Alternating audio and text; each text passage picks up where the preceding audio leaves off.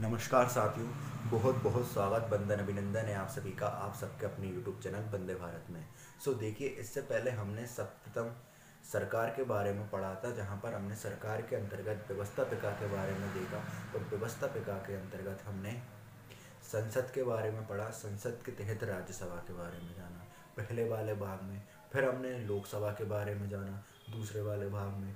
फिर अब हम आज इसके बाद हमने बात करी थी संसद के कार्य एवं शक्तियों के बारे में। तो उन सभी वीडियोस को आप हमारे प्लेलिस्ट सेक्शन पर जाकर देख सकते हैं। आज के तहत हम बात करेंगे राज्य में विधान परिषद के बारे में। तो चलिए बिना देर किए हुए स्टार्ट करते हैं। तो दोस्तों देखिए, जिस प्रकार हमने सरकार के बारे में केंद्रीय स्तर पर पढ़ा, उसी प्रकार राज्य स्तर पर भी क्या होता है, सरकार का एक अपना स्वरूप होता है। केंद्र के भांति प्रत्येक राज्य में भी क्या है, एक व्यवस्थापिका का प्रावधान होता है। देखिए, हमारे भारतीय संविधान का अनुच्छेद 168, याद रखिएगा, भारतीय संविधान के अनुच्छेद 168 के अनुसार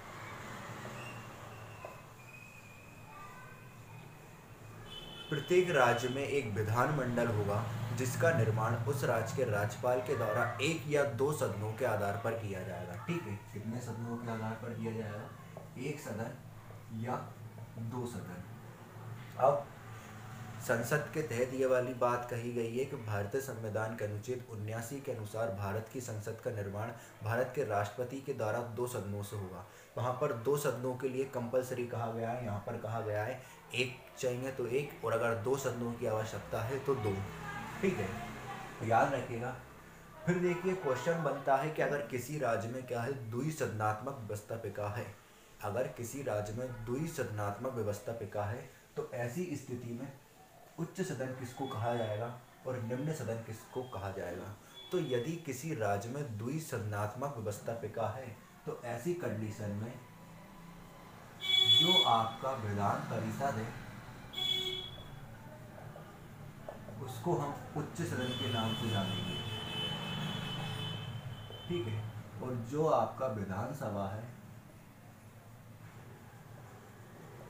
उसको हम निम्न, निचला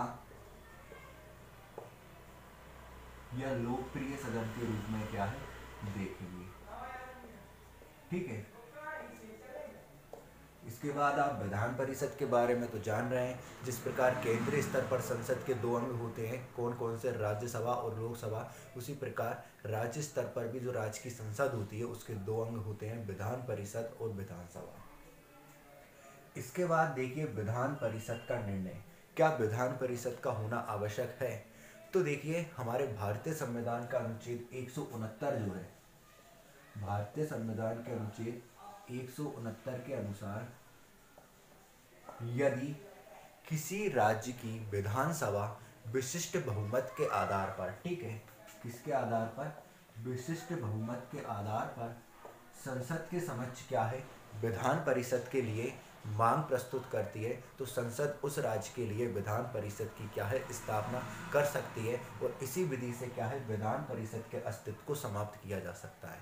मीन्स बात यह है कि विधान परिषद का अस्तित्व हो या ना हो, पर विधानसभा का अस्तित्व होना अत्यंत आवश्यक है। ठीक है, तो आप लोग समझ गए होंगे कि विधान परिषद होनी चाहिए या नहीं होनी चाहिए। ठीक है, याद रखिएगा। आगे बात करते हैं कि वर्तमान समय पे कहाँ कहाँ पर विधान परिषद है और कहाँ कहाँ पर विधान परिषद नहीं है। तो देखिए, पहले के समय में क्या है, पहले के समय में क्या है, 7 राज्यों में क्या थी, विधान परिषद हुआ करती थी। वर्तमान में कितने राज्यों में विधान परिषद है? वर्तमान में 5 राज्यों में क्या है, विधान परिषद है। पहले कितने राज्यों में हुआ करती थी, 7, और वर्तमान में कितने राज्यों में है, 5 राज्यों में क्या है, विधान परिषद है। तो प्रश्न बनता है कि वो दो कौन कौन से राज्य हैं जहां पर विधान परिषद पहले हुआ करती थी और अब नहीं है? तो पहला है आपका जम्मू कश्मीर। ठीक है, जम्मू कश्मीर से जब धारा 370 को हटाया गया, तो 370 को हटाने के साथ साथ विधान परिषद का अस्तित्व भी क्या है, समाप्त कर दिया गया। दूसरा जो राज्य है वो आपका वो है आंध्र प्रदेश। ठीक है, आंध्र प्रदेश के मुख्यमंत्री के द्वारा अभी हाल में ही 27 जनवरी 2020 को यह घोषणा की गई कि राज्य को विधान परिषद की कोई आवश्यकता नहीं है। इस प्रकार आंध्र प्रदेश के सीएम के द्वारा भी क्या है, वहाँ की विधान परिषद को बर्खास्त कर दिया गया। तो ये दो राज्य हैं जहाँ पर एक समय पहले विधान परिषद का अस्तित्व कायम था, लेकिन वर्तमान में यहाँ पर क्या है, विधान परिषद नहीं है। आइए अब हम बात करते हैं कि वह कौन से 5 राज्य हैं जहाँ पर आज भी वर्तमान में विधान परिषद का अस्तित्व कायम है। तो देखिए 5 राज्यों को याद करने की ट्रिक ये है। यूपी में तेल बिका, ठीक है, यूपी से आपका उत्तर प्रदेश, मे के माह से महाराष्ट्र, ठीक है, फिर तेल से हो गया आपका तेलंगाना, फिर बिका के बी से बिहार और का से हो गया आपका कर्नाटक। तो इन 5 राज्यों में क्या है, वर्तमान समय में विधान परिषद का क्या है, अस्तित्व कायम है। कौन कौन से राज्य हैं, उत्तर प्रदेश, महाराष्ट्र, तेलंगाना, बिहार, कर्नाटक, ट्रिक, यूपी में तेल बिका। ठीक है, चलिए आगे बात करते हैं हम। अब हम बात करते हैं विधान परिषद की सदस्य संख्या के बारे में। चलिए विधान परिषद की सदस्य संख्या के बारे में बात कर लेते हैं अब हम। तो अगर हम बात करें विधान परिषद की सदस्य संख्या के बारे में, तो हमारे भारतीय संविधान के अनुच्छेद 271 में ये प्रावधान है कि किसी भी राज्य के विधान परिषद की सदस्य संख्या उस राज्य के विधानसभा के सदस्य संख्या के 1/3 से अधिक नहीं होगी। मीन्स देखिए, अगर हम हमारे मध्य प्रदेश की बात करें, मध्य प्रदेश में हमको विधान परिषद की स्थापना करनी हो, तो मध्य प्रदेश विधानसभा की सीटें कितनी हैं, 230 सीटें हैं। इसका 1/3 कितना होगा, 3 से भाग दीजिए, 30 7 31, 3 18, यानी कि 76 सदस्य जो हैं वो कम से कम होने चाहिए, लेकिन 40 से कम नहीं होने चाहिए। ठीक है, कितने से कम नहीं होने चाहिए, 40 से कम नहीं होने चाहिए। तो क्या कहा गया है कि भारतीय संविधान का अनुच्छेद 271 में यह प्रावधान है कि विधान परिषद की स्थापना करने के लिए कम से कम संबंधित राज्य की विधानसभा के 1/3 से अधिक क्या होनी चाहिए, संख्या नहीं होनी चाहिए विधान परिषद के सदस्यों की संख्या, और 40 से क्या है, कम नहीं होने चाहिए। ठीक है, इसी कंडीशन में क्या होगा, विधान परिषद की स्थापना होगी। लेकिन एक समय पहले क्या है, जम्मू कश्मीर राज्य जो है वो इस विषय में अपवाद माना जाता था, जहाँ की विधान परिषद के सदस्यों की संख्या कितनी थी, 36 थी। ठीक है, पहले इसको क्या है, अपवाद माना जाता था जम्मू कश्मीर को, ये भी आप लोग याद रखिएगा। इसके बाद हम बात करते हैं विधान परिषद के निर्वाचन के बारे में। ठीक है, तो अगर हम बात करें विधान परिषद के सदस्यों के निर्वाचन के बारे में, तो विधान परिषद के सदस्यों का निर्वाचन प्रत्यक्ष रूप से जनता के द्वारा नहीं होता, बल्कि इसका निर्वाचन अप्रत्यक्ष रूप से अनुपातिक प्रतिनिधित्व के आधार पर एकल संक्रमणीय मत पद्धति के द्वारा होता है।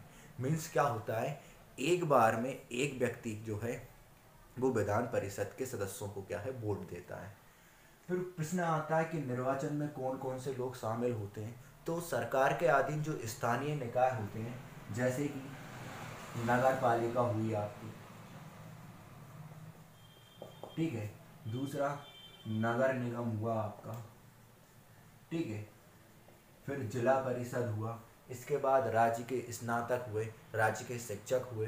ठीक है, इसके अलावा विधानसभा के सदस्य भी जो है वो क्या करते हैं, इस निर्वाचन में शामिल होते हैं। साथ ही साथ जिस राज्य के विधान परिषद के सदस्यों का निर्वाचन हो रहा है, उस राज्य के राज्यपाल के द्वारा, याद रखिएगा, उस राज्य के राज्यपाल के द्वारा साहित्य, विज्ञान, कला, खेल इत्यादि क्षेत्र से क्या है, सदस्यों का क्या किया जाता है, निर्वाचन नियुक्त किए जाते हैं। ठीक है, जिस प्रकार राज्यसभा में 12 सदस्यों की नियुक्ति होती है, ठीक किसी प्रकार इसमें भी क्या है, कुछ सदस्य नियुक्त किए जाते हैं साहित्य, विज्ञान, कला, खेल इत्यादि क्षेत्र से। ठीक है, फिर हम बात करते हैं योग्यताओं के बारे में। तो अगर हम बात करें विधान परिषद की योग्यताओं के बारे में, तो जिस प्रकार राज्यसभा की योग्यता होती हैं, उसी प्रकार क्या है, विधान परिषद की योग्यता होती है। क्या, सबसे पहले तो उसको भारत का नागरिक होना चाहिए, आयु उसकी 30 वर्ष होनी चाहिए, वह पागल या दिवालिया नहीं होना चाहिए। ठीक है, इसके अलावा उसको किसी भी प्रकार के सरकारी या शासकीय पद का क्या है लाभ धारण नहीं किया जाना चाहिए, और उसको संसद के द्वारा निर्धारित अन्य योग्यताएं भी क्या है रखनी चाहिए। राज्य की संसद के द्वारा निर्धारित क्या है अन्य योग्यताएं उसके पास होनी चाहिए। अब हम बात करते हैं विधान परिषद के कार्यकाल के बारे में।